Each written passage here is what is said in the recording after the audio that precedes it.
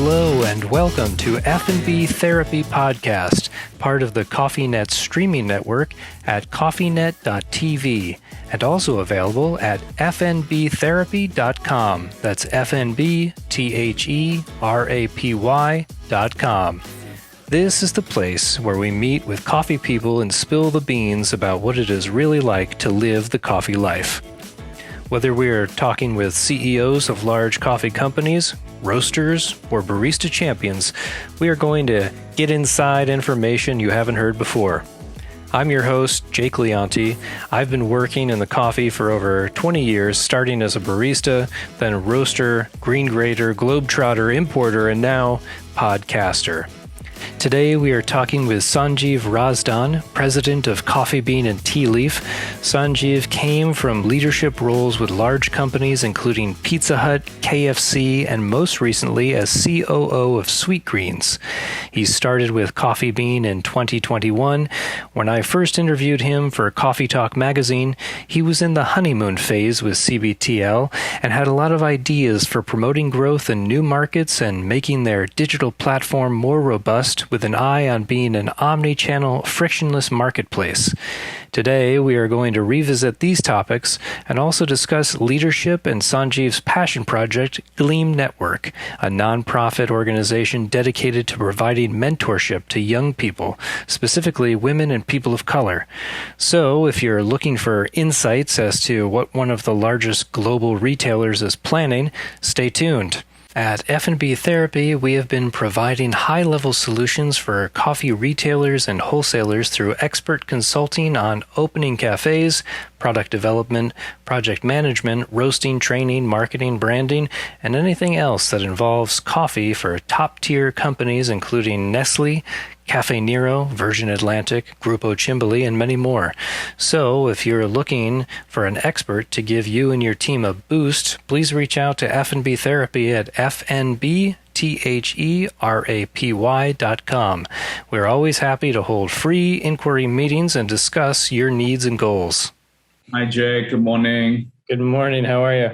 I'm good. Thank you. How have you been? Doing well, thanks. Doing well. My name is Sanjiv Razdan. I am the president for Coffee Bean and Tea Leaf's business in the Americas and India. Excellent. And I'm sure you've done research on this, but I'm just going to kind of jump into it a little bit. Why is it that people choose to go where they go? You know, why does one choose one cafe over another?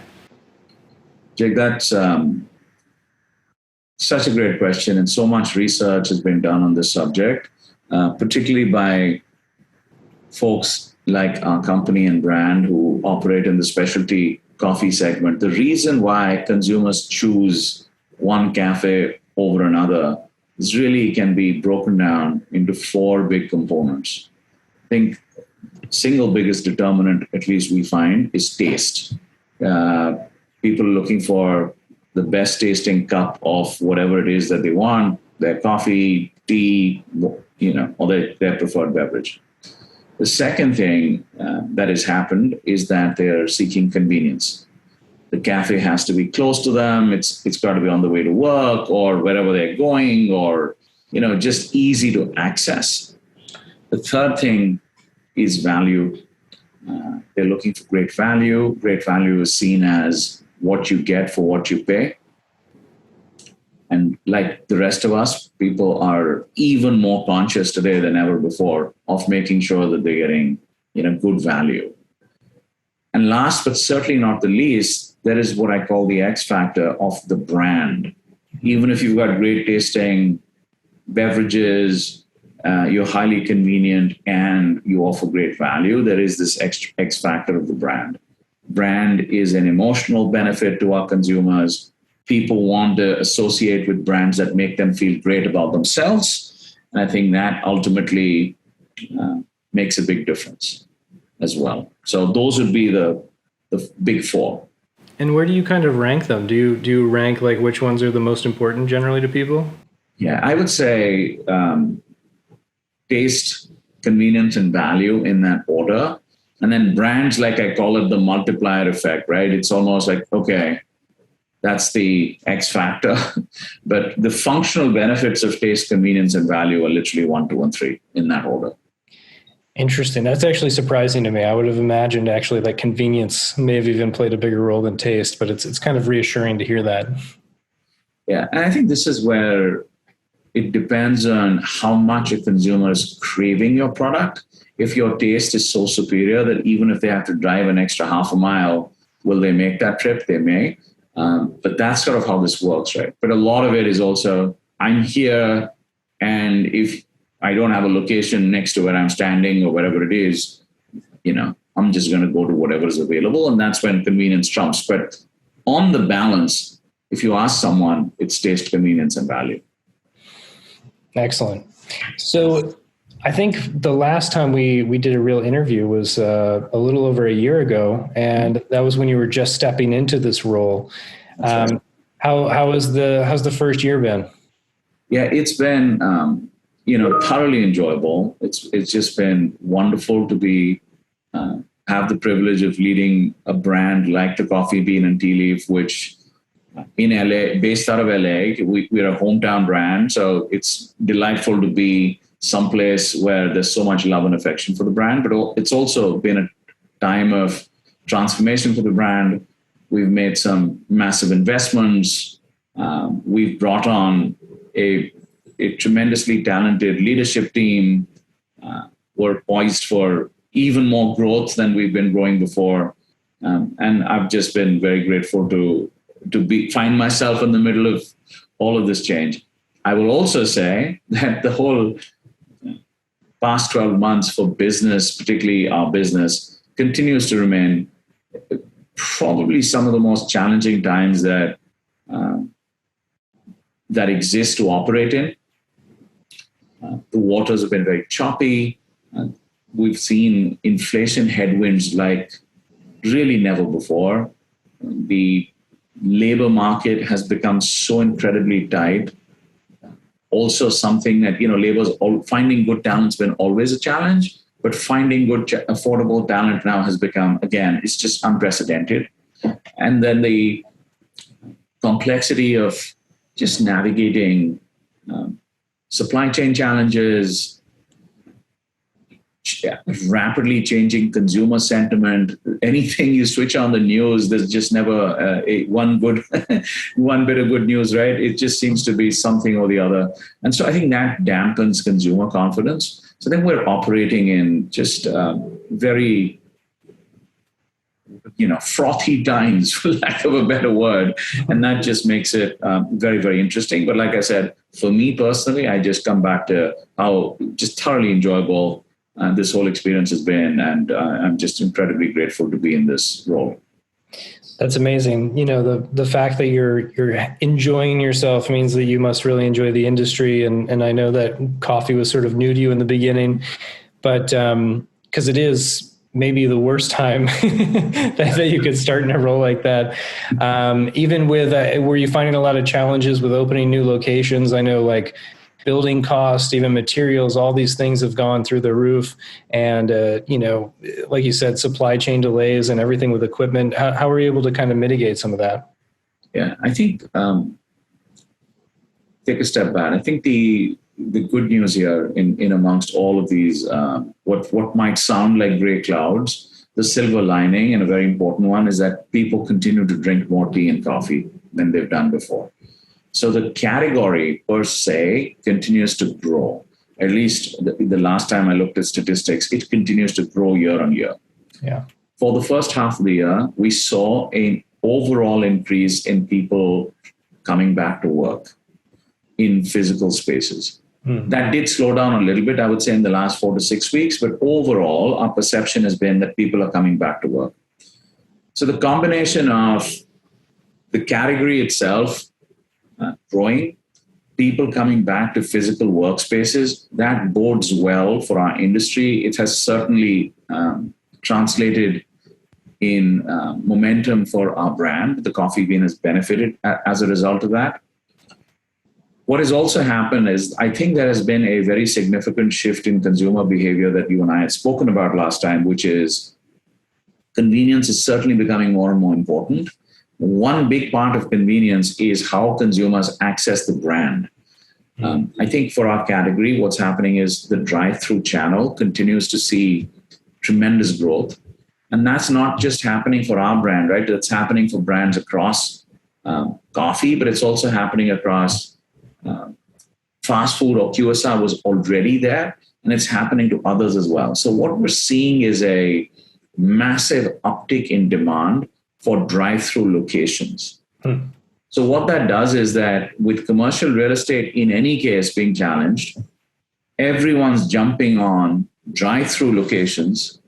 Cities are becoming more stringent about which locations they allow from a zoning perspective to be drive-through. And therefore, there's definitely being a battle for securing drive-throughs where possible, right? So that's just a reality. The way that we've been handling it is to be very versatile in how we approach landlords. I think we have been building up what I call our landlord brand.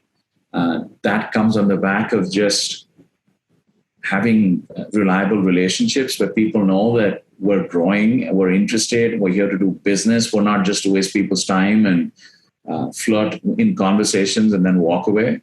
We've invested in site analytics, software, and as a result of which we've done a lot of work on using science to identify great sites. So by the time we go and lock and load on a certain site, we're very confident of what we think that site will do by way of revenue. And so we know what we can afford to pay for that location, right? And then what we're doing is being very flexible in terms of how to think about structuring the deal with the landlords, understanding their needs, putting forth what our constraints are and trying to get a deal done here, and working with brokers who have love and passion for the brands and know our company, know our brand, know what we need and capable of. So all of that thing put together is helping us secure sites and get ahead in the race. Yeah, it's really important. And I see, and as we did talk about last year, that Texas was going to be, kind of the next coffee wars. And, we're already seeing new locations from La Colombe and Bluestone Lane. And I know you're putting sites there as well. Is that one of the main places where you're still seeing the most competition? The best way to respond to where we're seeing competition and where we see the biggest opportunity is to go back to where the biggest population centers in the US are. And they continue to remain in California, in Texas, in Florida, and then in the Northeast, that sort of clustered around New York, right? Ultimately, that's kind of the big four, I would say. And then you think about in the middle of the country, potentially your Chicago kind of market or the greater market around the Chicago metro area. So that is just driven by demographics, right? That is where that's where the battlefield is, so to speak, of brands that have ambitions of having a national footprint. You have to have a presence in those markets. We do certainly have a stated ambition of being a national brand. We're growing our footprint. Texas is a strategic growth market for us. This is where we want to go next. I've spoken to you about that. We have been working on securing sites in Texas for company-owned growth, as well as having active conversations with prospective franchisees. And we see us unlocking Texas through both company-owned and franchise-led growth. We want to put skin in the game, demonstrate that we are so bullish on Texas that we will open company stores there, but also looking for great partners. That's in play, and we're very, very excited about Texas. We are wanting to grow in Dallas, in Houston, in Austin, San Antonio, at the very least, and then probably look to do more beyond that as well. Excellent.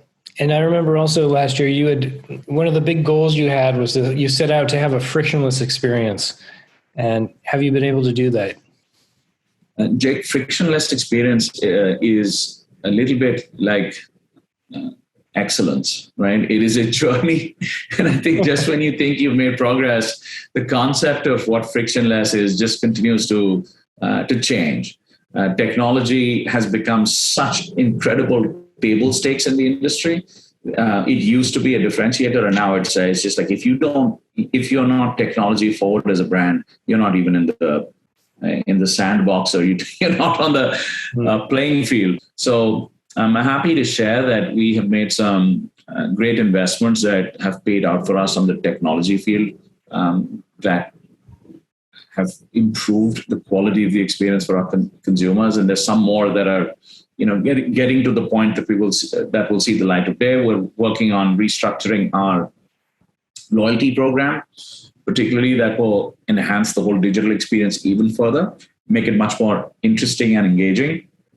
We've already done a lot of other work in terms of making the brand more accessible through digital. We were already with all the key aggregators of DoorDash, Uber Eats, Grubhub. We were already playing in. We've now also added Caviar. So we're trying to make sure that we become more and more and more accessible on every platform where our consumers are, and dialing up our own experience. And then backing up the frictionless digital experience with technology upgrades inside the store so that our throughput can increase. And then we have the capacity to take care of these things. So 2 examples that I'd share with you is we have invested behind coffee machines that are vastly superior in terms of greater accuracy of dosing coffee. They are more consistent, and they are much faster than anything that we've had. Now, what that does is that when you're looking at high volume locations, like being in a very high volume drive-through, you want to be able to dispense a very, very consistent, high quality beverage, but very rapidly. Though that investment's paying off for us.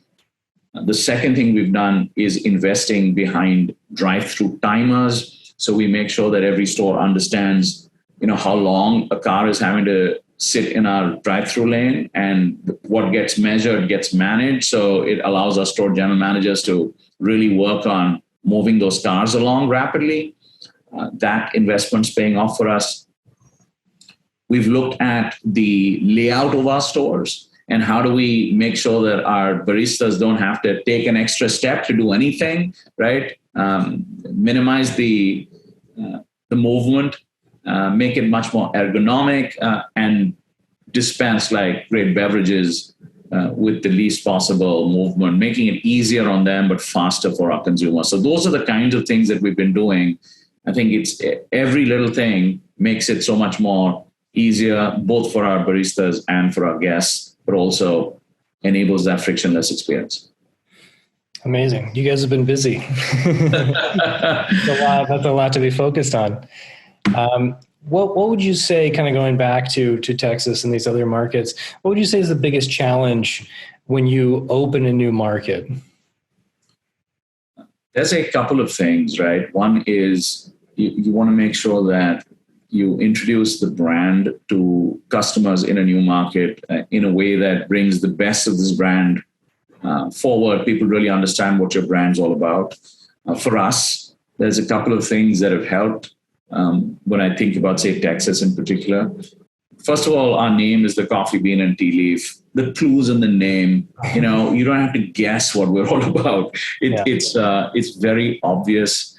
So that really helps us. The second thing, as it relates to Texas, is that a lot of people who worked in California over the last 2 or 3 years have moved to Texas as part of the great migration that has happened, driven by tech companies relocating, others, right? There's been a lot of employment generation in Texas. California, unfortunately, if you've been following the press, has had a net decrease in population, right? But the win for us at Coffee Bean is that we have our people who are familiar with our brand that have now relocated to Texas and kind of know us and crave us and are missing us. So we feel very confident with that. The third thing is that we are a omni-channel brand. We sell coffee beans and tea leaf through online, our website, so you can order it for at-home consumption, and Texas is our highest volume market outside of California. So we know that there is consumer demand there. So those are some ways that we are addressing where do we go next? How do we make sure the brand is going to be a success? But that is definitely one component. The second component, which is true of any brand, right? Like you've got to go and find great sites, pick the right market to enter in Texas. We've already spoke about the real estate challenges. And then the third thing is how do we find the best people to come work for us in a new market, right? That eventually, if you're going to a cafe, it's all about the experience as well, right? The barista engagement becomes a vital part of that engagement. How do we find the best baristas possible and make sure they want to come work for us? So those are the kinds of things that we work on. And then in the back end, of course, we make sure that our supply chain is buttoned down and we can get all the product to the market, seamlessly. So those are some of the typical things that we deal with as we think about entering new markets. Excellent. And so now you've figured out the perfect site, you've got it, you built it out. How do you get that first customer in the door? Yeah, fortunately for us, during the period of construction, right, there comes a point where we're close enough to open that we start having opening soon indications. The signage starts going up, and the local community where we operate, we will have an outreach. We'll start having we would have hired our team by that time, start to literally reach out to the immediate local community where we're about to open and make some person-to-person contacts. There's some visibility of our store that starts to get noticed. And last but certainly not the least, we have tremendous digital power. So we know it's relatively straightforward for us to access data for consumers who would be our target audience who live in and around that or work in and around a certain radius. In today's time and age, you can be so laser sharp in terms of targeting digital media or digital messaging to the relevant people. And that's what we will do. Then create that awareness, create the excitement. And then on the day of the opening, we'll try and make a celebration. It usually tends to be big news for the immediate community, whether we invite the mayor or some local celebrity to come and mark the occasion with us, and just make a big fun thing out of it, which gets noticed and people know we're there, and invite friends and family. So that's how usually we get our first customer through the door. And so, because many, or maybe even all of the Coffee Bean Tea Leaf locations are franchise opportunities. What are kind of the key personality types that are suited to operate a CBTL or any cafe, really, in your opinion? Yeah, we are a franchisor of choice, I would say, globally. We have significant amount of franchise locations. In fact, we have more franchise locations than we have company-owned locations globally. So this is how we operate. Being a great franchisor is really critical for us. What we look for in a franchisee is, first of all, we're looking for relevant experience in multi-site retail of any kind, right? Clearly, if that multi-site retail experience is in food service of some shape or form, then it's certainly beneficial because you already know how this industry works, and they've had an opportunity to deal with all the challenges and make themselves successful already. So I think that's certainly a big leg up. But let's say that they have not had the opportunity of being multi-site restaurant operators. Perhaps they've been multi-site operators of some other retail concept. That is also very helpful because any multi-site retail tends to have very similar success factors and challenges. So I think that is a critical experience for us that we look for. We're also looking for a certain net worth of the entity or the partnership or the individual that's looking to seek the franchise. We want to make sure that they are financially sound and have access to capital. These are things that we determine in conversations with them. We try and understand what their appetite for growth is. Are you looking to open one store? Are you looking to open 10 stores or 100 stores, right? It's very different. We're really not in the business of getting into onesie, twosie franchises. The partnerships that we look for are more 10 upwards, right? Like larger area development type agreements. That's the kind of profile of person we're looking for.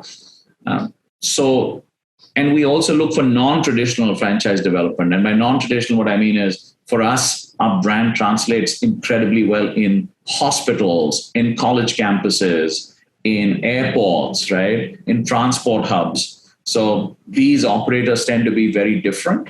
And we love to embrace them and speak to these kinds of operators. So those would be some of the critical components. Then comes some of the softer aspects of, hey, why do you want to be in the coffee business? Why coffee bean and tea leaf? We want to make sure that there is a sync of core values, that these are people who think like us, who believe in doing the very best for our customers, who believe that taking care of their own teams is the right thing to do, and that the customer experience is never going to exceed your employee experience, who believe in the quality of product, who believe in running great operations, who believe in going that extra mile to find the best possible site and build beautiful cafes. So those kinds of things we determine based on their track record, but also based on conversation and our assessment of them.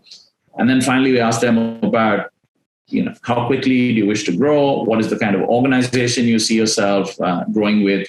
So it tends to be lots of different factors, some just purely financial, capability of growth, appetite to grow. Some do we sync up on mindset and values?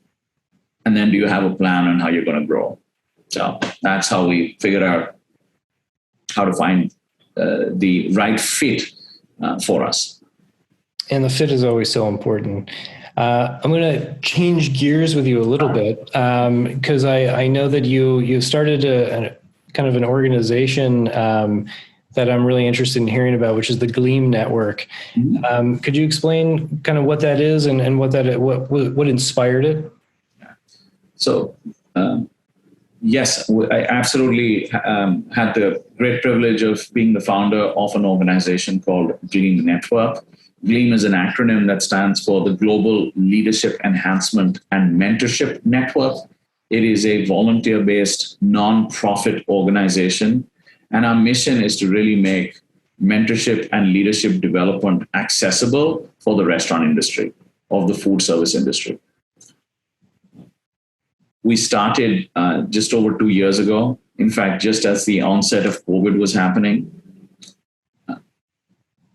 My personal motivation was that I had been with a company like Yum Brands for 20 years.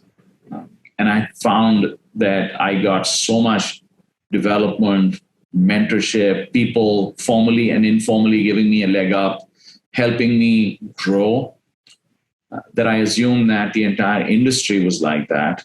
I get out of the company and I go work for other places and speak to people, and I discover that that was just not the case. Mm. That the restaurant industry is the second largest employer in the United States, and yet our ability to take care of our own is really compromised. We don't necessarily have structured development.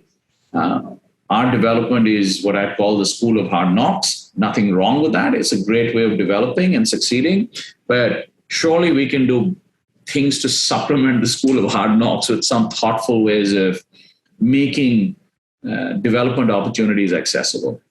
What is also happening in the US is that over half the workforce, particularly at the frontline level in our industry, are women, 52%. Guess what percent of women make it to, or people who identify as the female gender? Think about what percent of those make it to supervisory roles at store level, about a third. Think about how many make it to store level general management roles, not even, right? A meaningful percent.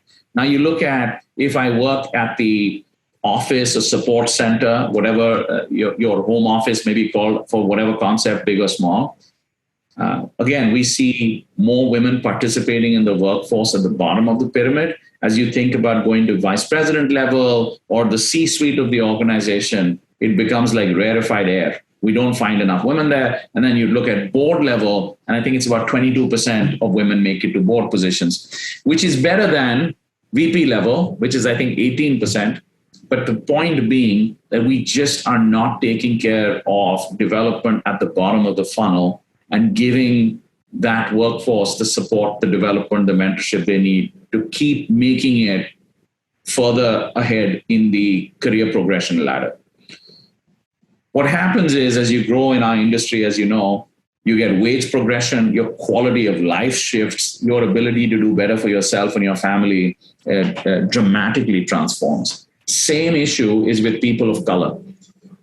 Disproportionate representation of people of color in the workforce at team member level.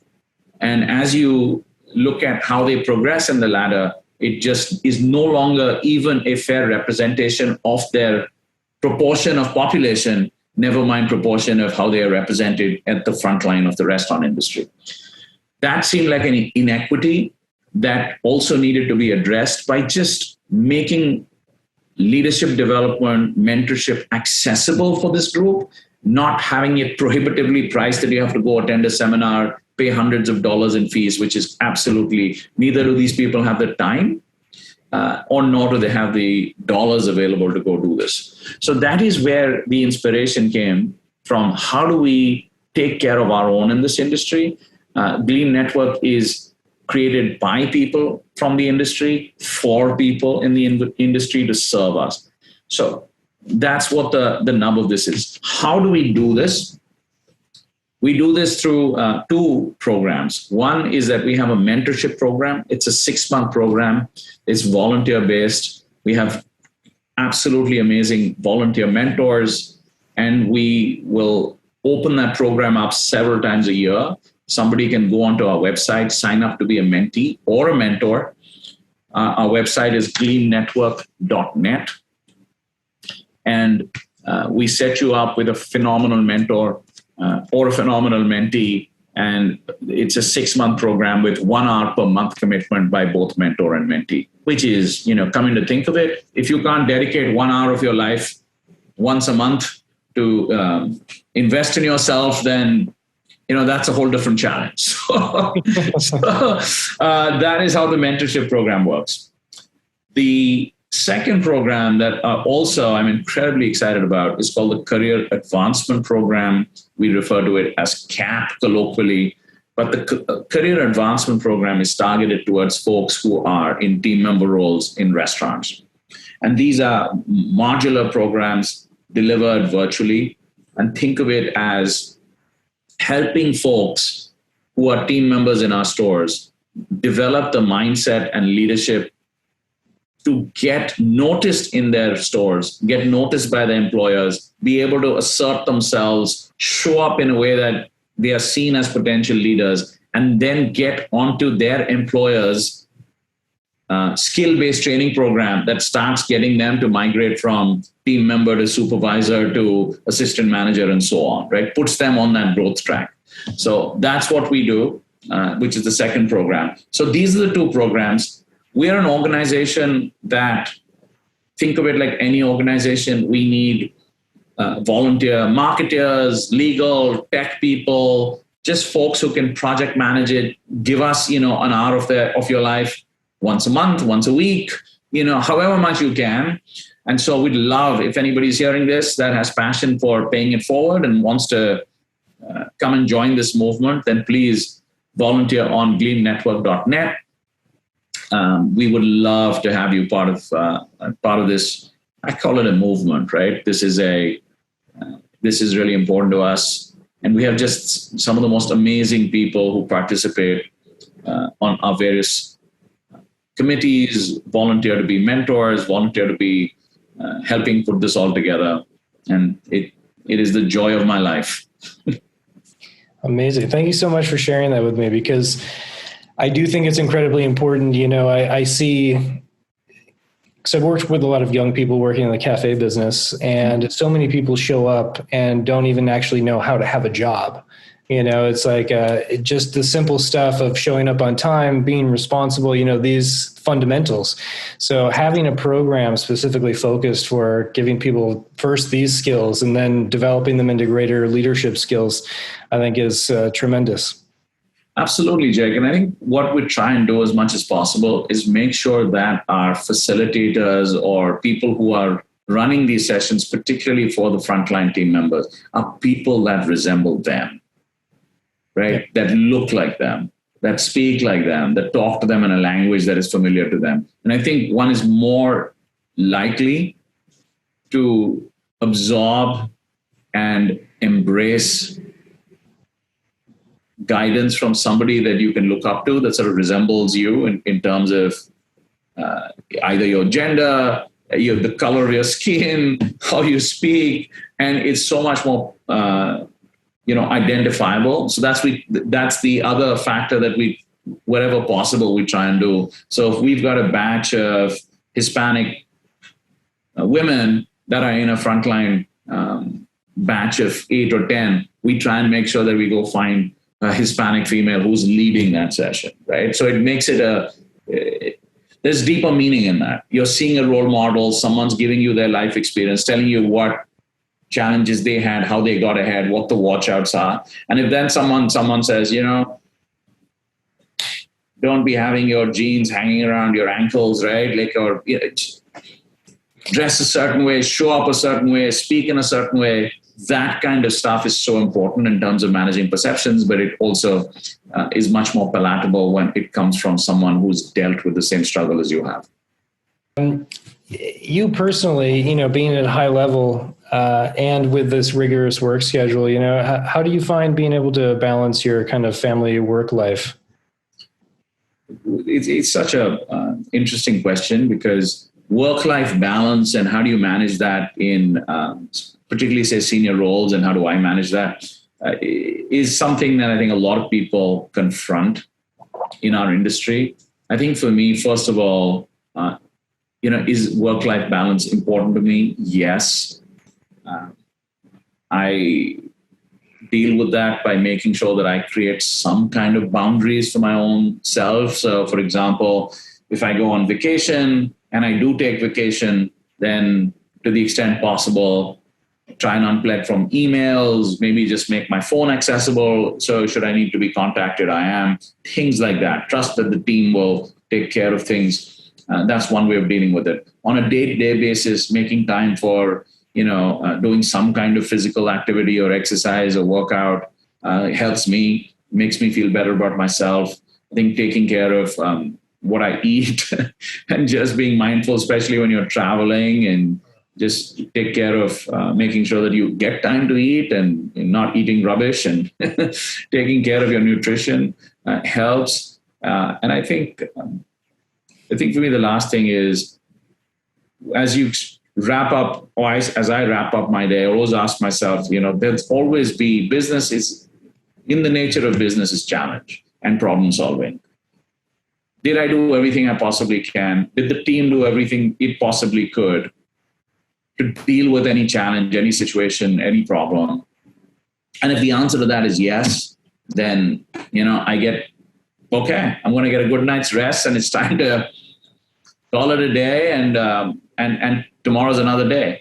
But if the answer to that is no, we could have done different things, then I make a note of it literally and say, hey, when I start my next day, we're going to get after these 2 things, because I feel like we haven't done enough and we're not doing enough to tackle the problem. So I think that helps me just make sure that stress is not continuously just playing in the background, right? That you're not going to bed feeling, oh my gosh, I have these 16 things that we're not doing, right? It's like, I can only do my best. If I've done everything I possibly could, I feel great about that. And then, pull myself to work the next day and say, okay, today's another day. It's great to be alive, and let's go do some other fun things. So that's how I deal with it. But I will say that in spite of all of this, there are times when work will creep into your personal space and time. It's inevitable, and it does happen. And I enjoy what I do so much, and I care very deeply about the team that looks up to me. and is counting on me to provide stewardship for the business, I get energy from that. I take that responsibility very seriously. It weighs on my shoulders. And so if I do have to, at times, spend more time on the work than on the personal side of the balance occasionally, then, it doesn't weigh me down. I feel like that I owe it to the people and the folks that count on me. Thank you for that. And I think it's a great habit, first of all, the kind of recounting at the end of the day and getting that stress off your shoulders before the bed. And that makes a lot of sense to me. In general, Sanjiv, you express yourself so well and just like really open. And I appreciate that. Sanjiv, thank you so much. You've been such a good sport, but I really appreciate you spending this time and sharing with us. My pleasure, Jake. Thank you. Enjoyed it. And hopefully I'll get to see you in person soon. Absolutely. No, that'd be great. All right, Jake. All right. Take care. Bye. Yes. Bye.